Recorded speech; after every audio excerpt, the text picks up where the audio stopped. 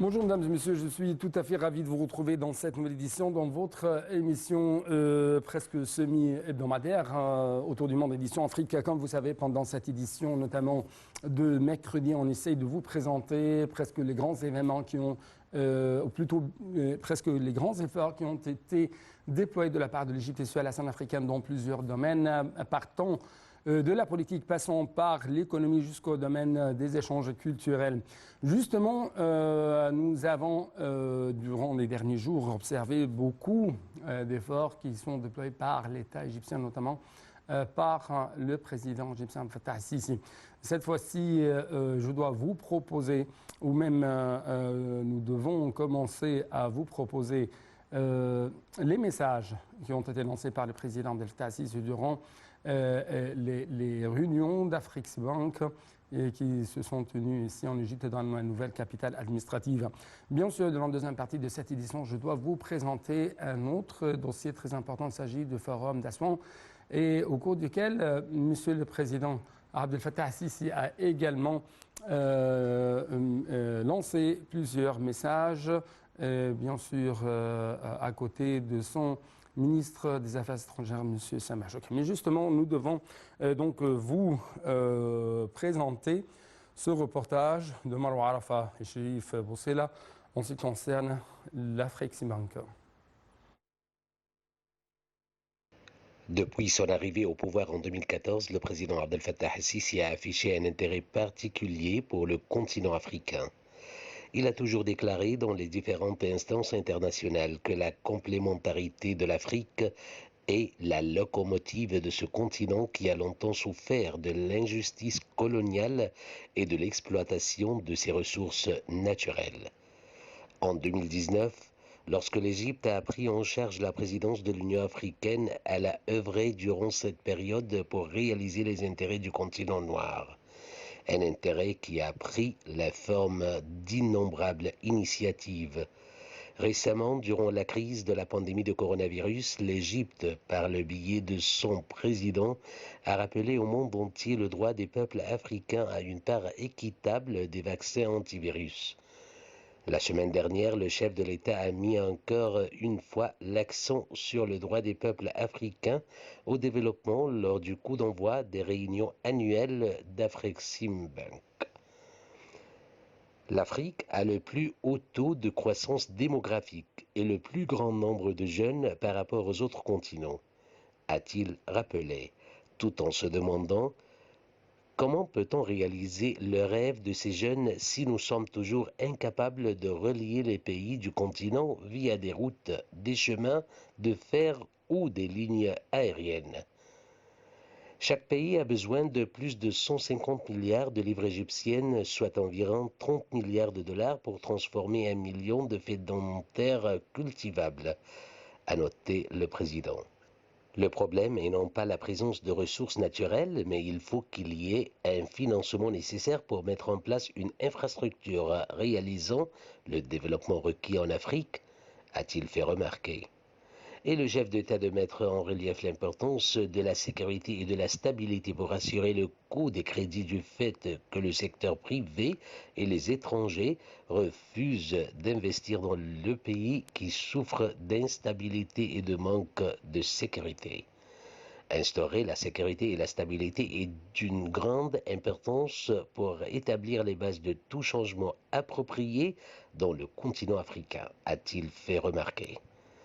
En somme, l'Égypte souhaite ardemment changer totalement la face de l'Afrique pour en faire un continent puissant capable de compter sur des propres ressources en vue d'avancer tout en se libérant des contraintes et des préjugés du passé.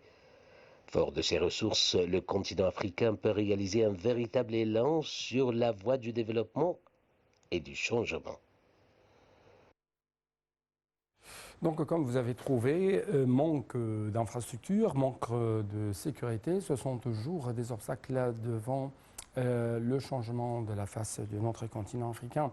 Mais justement, les Africains notent toujours, remarquent toujours qu'il y a une sorte d'injustice auquel est confronté notre cher continent africain, notamment dans le dossier du changement climatique. C'est pourquoi On trouve que l'Égypte, ou sur différents niveaux ministériels, essaie toujours de coordonner les positions africaines, les demandes africaines avant le lancement de la COP 27. Les explications tout de suite.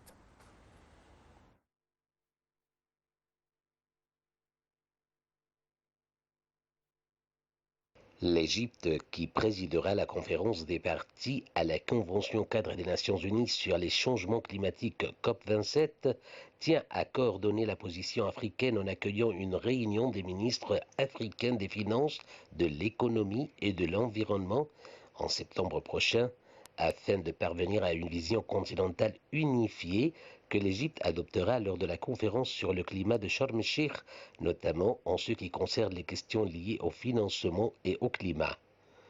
C'est ce qu'a affirmé le ministre des Finances, Mohamed Maït. M. Maït a tenu ses propos lors de sa rencontre avec le ministre de l'Économie et des Finances du Mali, Al-Ousseni Sanou, qui a participé aux réunions annuelles de la Banque africaine d'import-export, Afreximbank. Les discussions ont porté sur les moyens de renforcer les relations bilatérales dans les différents domaines dans le cadre des efforts égyptiens visant à réaliser l'intégration continentale et africaine face aux défis mondiaux actuels, selon un communiqué publié par le ministère des Finances dimanche. Les économies émergentes et les pays en développement ne peuvent pas supporter les fardeaux liés à l'adaptation au changement climatique avec une crise économique mondiale marquée par des effets négatifs sans précédent de la guerre en Europe qui ont affecté les économies du monde entier affaiblies par les répercussions de la pandémie de coronavirus, a dit M. Maït.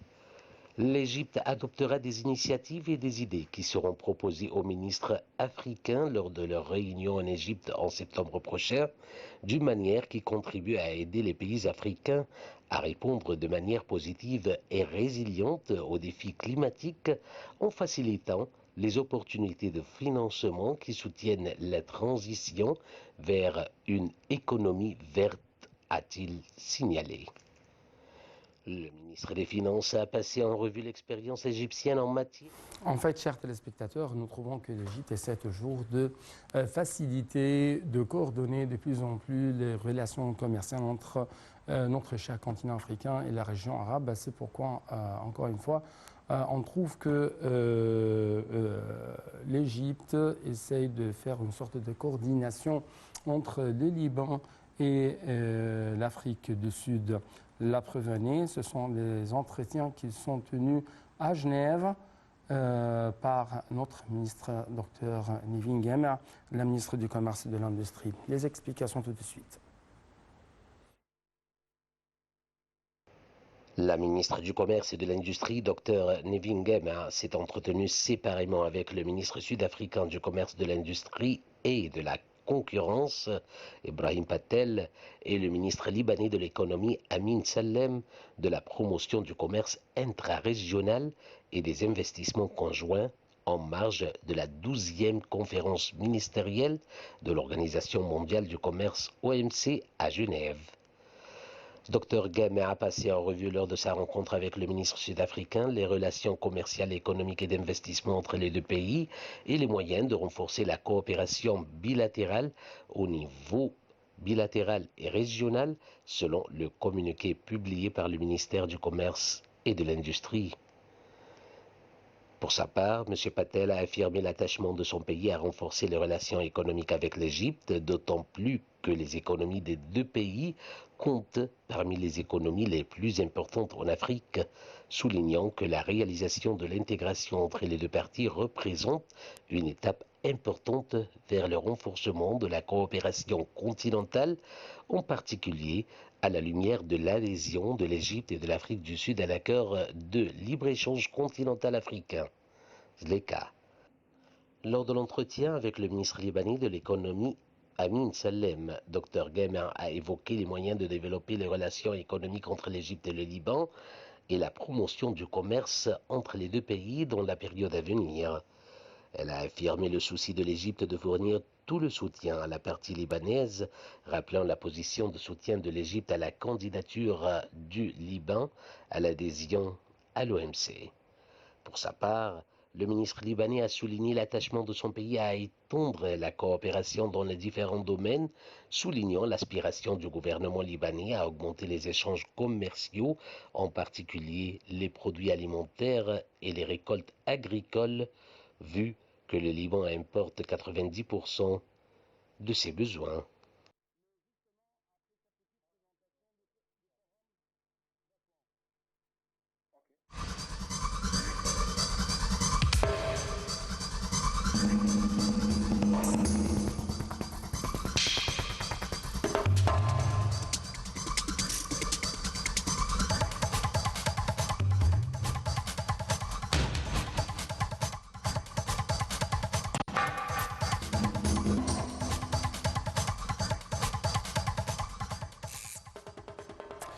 Donc, dans une allocution adressée par visioconférence à la troisième édition du Forum d'Assouan pour la paix et le développement durable, dont les travaux ont démarré mardi ici en Égypte, on trouve que le président Abdel Fattah al-Sisi a jugé importante, indispensable, la solidarité entre les pays africains via un nombre d'initiatives pour trouver des solutions efficaces et créatives permettant de surmonter les circonstances difficiles actuelles, et ce, au vu des défis que relève le continent.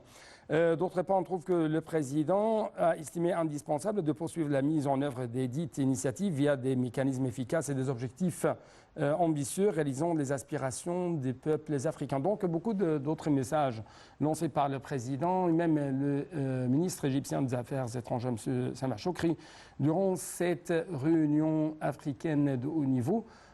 Justement, nous allons avoir les explications, les analyses à travers les éclaircissements qui vont être présentés à la ligne ou en ligne de la part de notre invité, M. Youssef Abdelkader, qui est un journaliste égyptien qui se trouve actuellement en Belgique. Monsieur Youssef, vous êtes toujours le bienvenu et bonjour. Bonjour. Bonjour monsieur. Donc ma première question, qu'est-ce qui a retenu votre attention à partir de ces messages lancés par l'État égyptien sur différents niveaux, que ce soit présidentiel ou ministériel? Je vois vraiment les grands intéressants d'Égypte par l'Afrique et aussi les grandes solidarités que M. Abdel Fattah al-Sisi demande pour tous les pays africains. Il faut être solidaire pour notre futur continent africain. Parce que quand même, on a beaucoup de capacités et il faut vraiment tous travailler ensemble, surtout de sécurité alimentaire, de sécurité énergétique, avec tout ce qui change, comme les changements climatiques, avec les guerres maintenant, tout ce qui s'arrive dans le monde entier. Je crois que c'est le bon moment pour l'Afrique pour commencer vraiment le futur d'être indépendante, surtout avec tous les ressources extérieures. Oui. En fait, l'un des messages les plus forts, outre la solidarité entre les pays africains, c'était bien sûr la création d'un centre sahélo-saharien de lutte contre le terrorisme pour servir les peuples de la région afin de pouvoir contrer les retombées négatives de ce phénomène. Donc, c'est ce qu'a noté le chef de l'État, M. Abdel Fattah al-Sisi. Est-ce que vous pouvez nous donner plus d'explications en ce qui concerne l'importance de sa coordination au niveau sécuritaire entre l'Égypte, qui représente l'un des pays les plus éminents du nord d'Afrique, et les autres pays sahélo-sahariens? Parce que de toute façon, on a beaucoup de défis pour le continent africain, comme les terroristes. C'est un des grands défis pour toute l'Afrique. Il y a beaucoup de monde, il y a les terroristes qui utilisent les religions, utilisent les peuples africains pour faire l'attaque terroristique.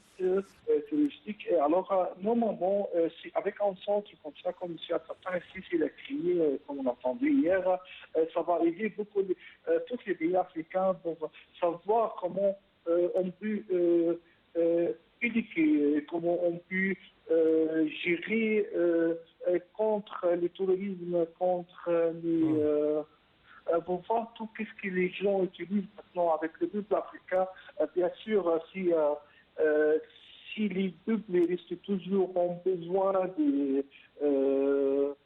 l'aide financière, bien sûr, ils sont risqués de voir beaucoup de groupes touristes qui profitent de cette situation pour engager les gens, voilà, et pour faire beaucoup de choses de mal d'Afrique. Alors, je crois que c'est le bon moment maintenant pour l'Afrique pour savoir tous les défis actuels comme ça, comme le tourisme et tout ça. C'est vraiment c'est le point très important pour tous les pays africains de discuter pour savoir l'avenir d'Afrique. Pour être en paix, il faut vraiment être contre le tourisme. Ouais. Si je peux dire, l'Égypte déploie beaucoup d'efforts, par exemple, pour faire stopper l'invasion par les autres pays étrangers des terrains ou des terres arabo-africaines, comme ce qui se passe en Libye, par exemple. L'Égypte essaie toujours de défendre les droits du peuple libyen contre les mercenaires, le terrorisme qui se sont affiliés des autres pays de la région, comme la Turquie, comme d'autres pays étrangers.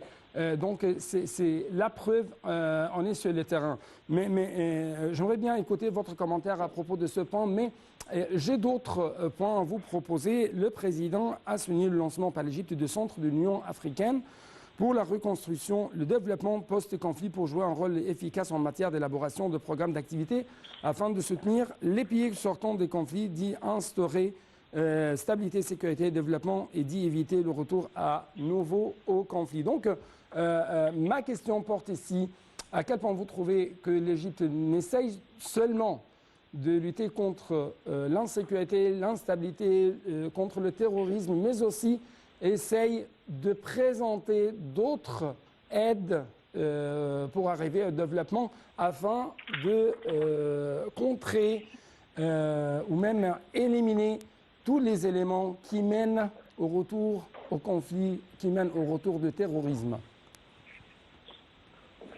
De toute façon, l'Égypte, c'est un grand pays africain avec beaucoup d'expérience, surtout avec le contre-terrorisme. L'Égypte est passé beaucoup d'expérience contre le terrorisme. Alors, je crois que l'Égypte, il veut toujours supporter et soutenir tous les continents africains pour sortir de ce conflit. Et je veux dire, tous les crises du profitage de tous les groupes terroristes en Afrique, surtout sur les côtes et les Sahara. Tout ça, il y a plein de groupes terroristes qui sont toujours encore actifs en Afrique. Concernant les conflits, on ne peut pas oublier qu'il y en a beaucoup de pays africains, ils sont déjà dans beaucoup de conflits. Alors, pour concentrer les pays qui sortent du conflit et des crises, l'Égypte aussi, elle a beaucoup d'expérience maintenant avec toutes les grandes sociétés égyptiennes qui travaillent déjà dans l'Afrique, dans tous les domaines différents. Alors, je crois que l'Égypte a beaucoup d'expérience dans beaucoup de domaines qui peuvent soutenir bien l'Afrique et tous les continents africains. Oui. Justement, je dois passer à un message très important lancé par le ministre égyptien des Affaires étrangères, M. Samar Chokri, hier au cours de cette troisième édition de Forum d'Assouan.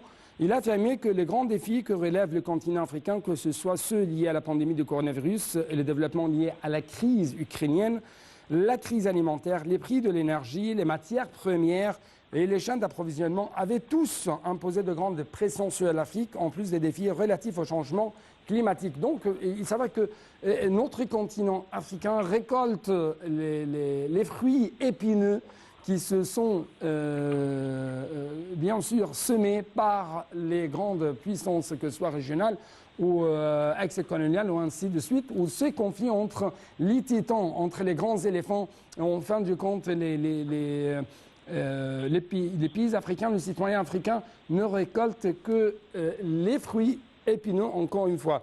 Donc, Comment vous trouvez les efforts égyptiens qui essaient toujours de lutter contre toutes ces injustices auxquelles est confronté notre continent africain?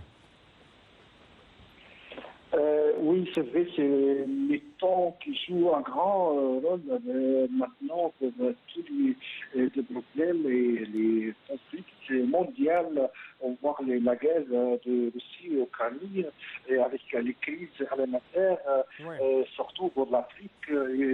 Et il y a aussi, on n'oublie pas qu'on vient de sortir du Covid, des crises du Covid-19, les pandémies. Voilà, il y a des sociétés d'énergie, il y a des problèmes extérieurs, il y a tout le monde, on ne va pas dire tout le monde, mais il y en a beaucoup qui sont vraiment, ils vont profiter encore d'Afrique. Et en plus, l'Afrique elle a beaucoup de capacités pour garder toute cette richesse pour les jeunesses, parce que les jeunesses, ils sont un grand rôle aussi pour solidarité, pour commencer des idées créatives, des initiatives, surtout aussi les femmes.